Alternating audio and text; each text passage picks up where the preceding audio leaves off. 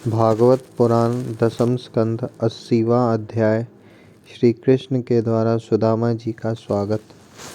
भागवत पुराण श्रीमद् भागवत दसम स्कंध 80वां अध्याय। श्री कृष्ण के द्वारा सुदामा जी का स्वागत। राजा परीक्षित ने पूछा, भगवान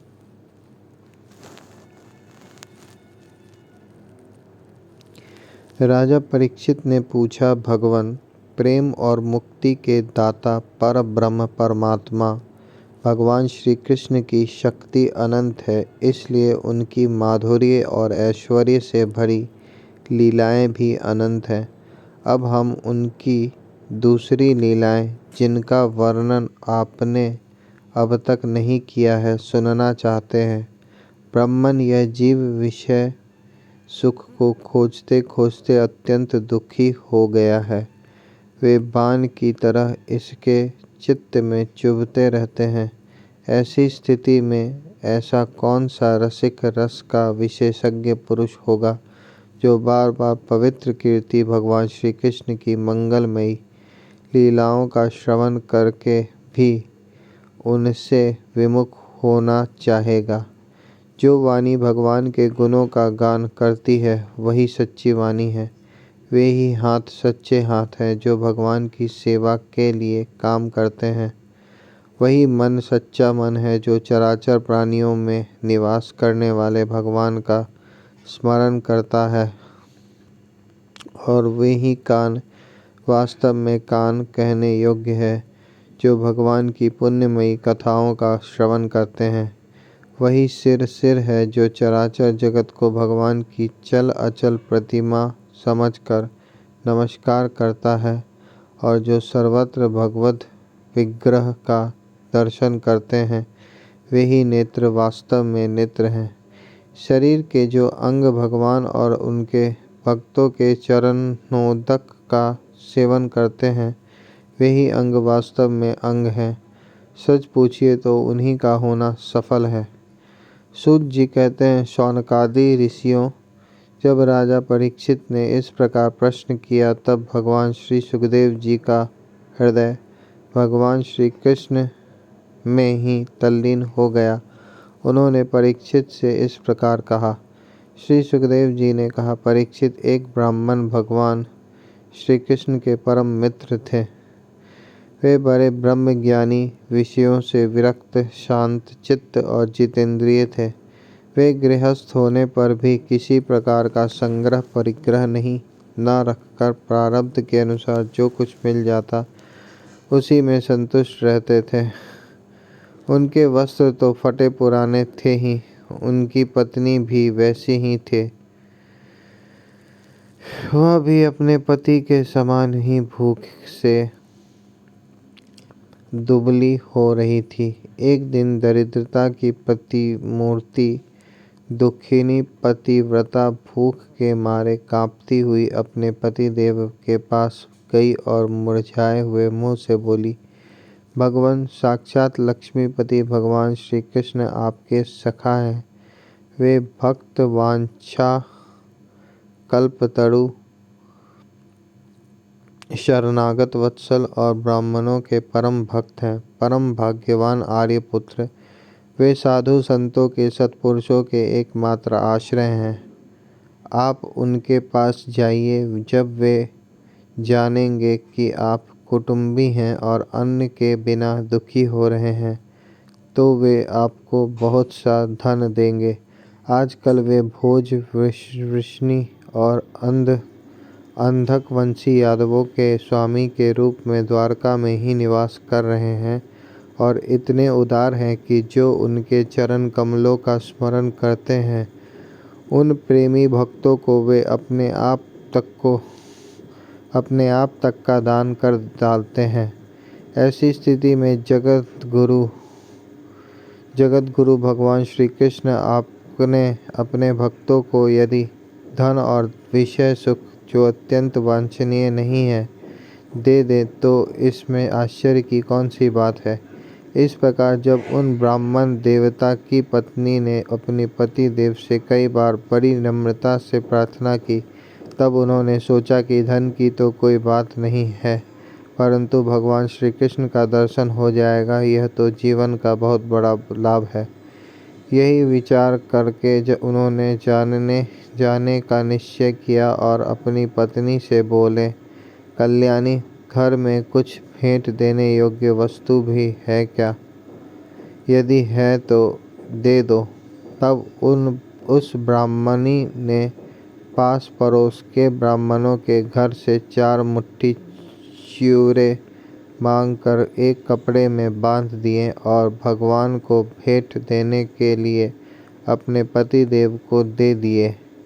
इसके बाद वे ब्राह्मण देवता उन चिवड़ों को लेकर द्वारका के लिए चल पड़े। वे मार्ग में यही सोचते जाते थे कि मुझे भगवान श्री कृष्ण के दर्शन कैसे प्राप्त होंगे। परीक्षित, द्वारका में पहुंचने पर वे ब्राह्मण देवता दूसरे ब्राह्मणों के साथ सैनिकों की 3 छावनियां और 3 ड्योढ़ियां पार करके भगवत धर्म का पालन करने वाले अंधक और विष्णुवंशी यादवों के महलों में, जहां पहुंचना अत्यंत कठिन है, जा पहुंचे। उनके बीच भगवान श्री कृष्ण की 16,000 रानियों के महल थे। उनमें से एक में उन ब्राह्मण देवता ने प्रवेश किया। वह महल खूब सजाया अत्यंत शोभा युक्त था। उसमें प्रवेश करते समय उन्हें ऐसा मालूम हुआ मानो वे ब्रह्मानंद के समुद्र में डूब उतरा रहे हो। उस समय भगवान श्री कृष्ण अपनी प्राण प्रिया रुक्मिणी जी के पलंग पर विराजे हुए थे। ब्राह्मण देवता को दूर से ही देखकर वे सहसा उठ खड़े हुए और उनके पास आकर बड़े आनंद से उन्हें अपने भुजा पाश में बांध लिया। परीक्षित, परमानंद स्वरूप भगवान अपने प्यारे सखा ब्राह्मण देवता के अंग स्पर्श से अत्यंत आनंदित हुए। उनके कमल के समान कोमल नेत्रों से प्रेम के आंसू बरसने लगे। परीक्षित, कुछ समय के बाद भगवान श्री कृष्ण ने उन्हें ले जाकर अपने पलंग पर बैठा दिया और स्वयं पूजन की सामग्री लाकर उनकी पूजा की। प्रिय परीक्षित, भगवान श्री कृष्ण सभी को पवित्र करने वाले हैं। फिर भी उन्होंने अपने हाथों ब्राह्मण देवता के पांव पखाड़कर उनका चरणोदक अपने सिर पर धारण किया और उनके शरीर में चंदन, अर्गजा, केसर आदि दिव्य गंधों का लेपन किया। फिर उन्होंने बड़े आनंद से सुगंधित धूप और दीपावली से अपने मित्र की आरती उतारी। इस प्रकार पूजा करके पान एवं गाय देकर मधुर वचनों से भले पधारे ऐसा कहकर उनका स्वागत किया। ब्राह्मण देवता फटे पुराने वस्त्र पहने हुए थे। शरीर अत्यंत मलिन और दुर्बल था। देह की सारी नसें दिखाई पड़ती थी। स्वयं भगवती रुक्मिणी जी चंवर डुलाकर उनकी सेवा करने लगी। अंतःपुर की स्त्रियां यह देखकर अत्यंत विस्मित हो गईं कि पवित्र कीर्ति भगवान श्री कृष्ण अतिशय प्रेम से इस मैले कुचैले अवधूत ब्राह्मणी की पूजा कर रहे हैं। वे आपस में कहने लगी, इस नंग धड़ंग, निर्धन, निंदनीय और निकृष्ट भिखमंगे ऐसा कौन सा पुण्य किया है जिससे त्रिलोकी में सबसे बड़े श्रीनिवास श्री कृष्ण स्वयं इसका आदर सत्कार कर रहे हैं। देखो तो सही, इन्होंने अपने पलंग पर सेवा करती हुई स्वयं लक्ष्मी रूपिणी रुक्मिणी जी को छोड़कर इस ब्राह्मण को अपने बड़े भाई बलराम जी के समान हृदय से लगाया है।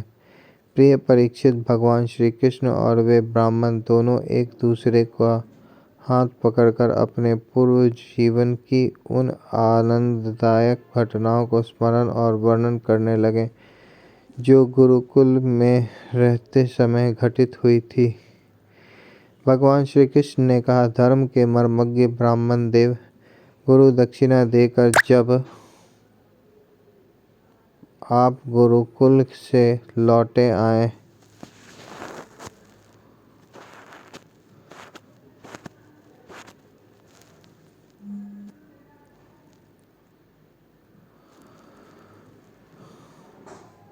भगवान श्री कृष्ण ने कहा, धर्मज्ञ के मर्मज्ञ ब्राह्मण देव, गुरु दक्षिणा देकर जब आप गुरुकुल से लौट आए तब आपने अपने अनुरूप स्त्री से विवाह किया या नहीं।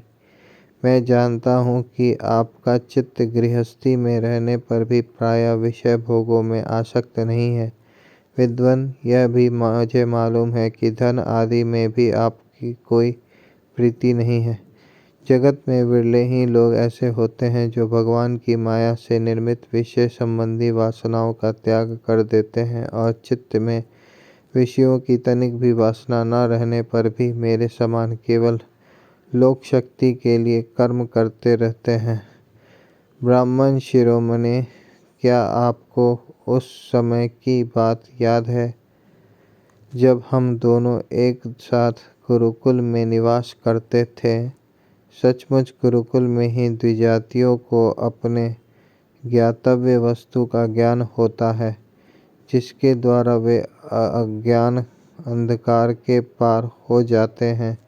मित्र, इस संसार में शरीर का कारण जन्मदाता पिता प्रथम गुरु है। इसके बाद उपनयन संस्कार करके सत्कर्मों की शिक्षा देने वाला दूसरा गुरु है, वह मेरे ही समान पूज्य है। तदंतर ज्ञान उपदेश करके परमात्मा को प्राप्त कराने वाला गुरु तो मेरा स्वरूप ही है। वर्णाश्रमियों के ये 3 गुरु होते हैं। मेरे प्यारे मित्र, गुरु के स्वरूप में स्वयं मैं हूँ। इस जगत में वर्णाश्रमियों में जो लोग अपने गुरुदेव के उपदेशानुसार अनायास ही भव सागर पार कर लेते हैं, वे अपने स्वार्थ और परमार्थ के सच्चे जानकार हैं। प्रिय मित्र, मैं सबका आत्मा हूँ, सबके हृदय में अंतर्यामी रूप से विराजमान हूँ। मैं गृहस्थ के धर्म, पंच महायज्ञ आदि से, ब्रह्मचारी के धर्म, उपनयन, वेदाध्ययन आदि से, वानप्रस्थी के धर्म, तपस्या और सब ओर से उपरत हो जाना, इस सन्यासी के धर्म से भी उतना संतुष्ट नहीं होता जितना गुरुदेव की सेवा शुश्रूषा से संतुष्ट होता हूँ।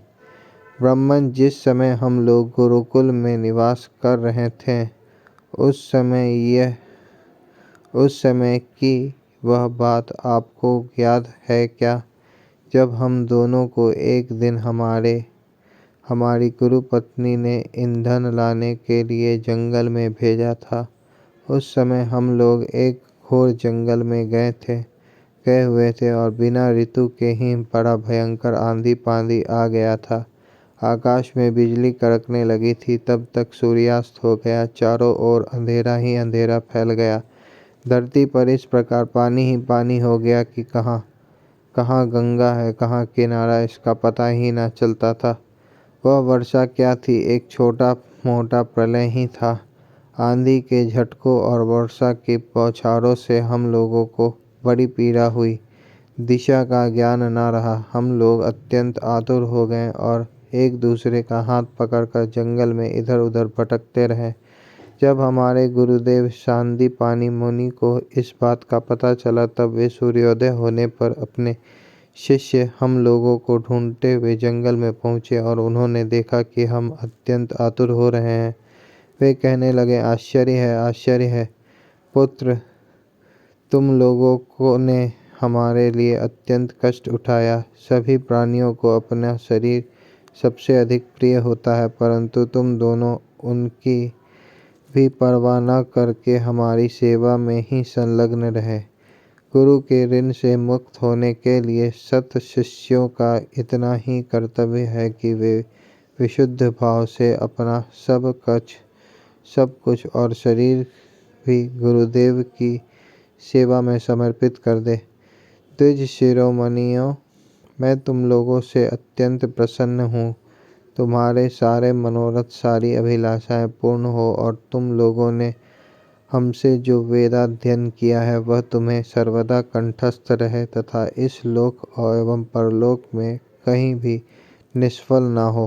प्रिय मित्र, जिस समय हम लोग गुरुकुल में निवास कर रहे थे, हमारे जीवन में ऐसी अनेकों घटनाएं घटित हुई थी।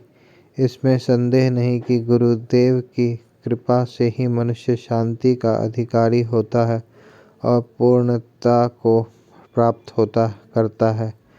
ब्राह्मण देवता ने कहा, देवताओं के आराध्य देव जगत गुरु श्री कृष्ण, भला अब हमें क्या करना बाकी है, क्योंकि अब आपके साथ जो सत्य संकल्प परमात्मा है, हमें गुरुकुल में रहने का सौभाग्य प्राप्त हुआ था।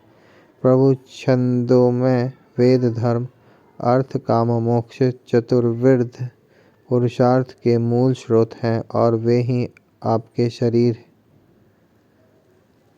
वही आप वेदाध्ययन के लिए गुरुकुल में निवास करें। यह मनुष्य लीला का अभिनय नहीं तो और क्या है।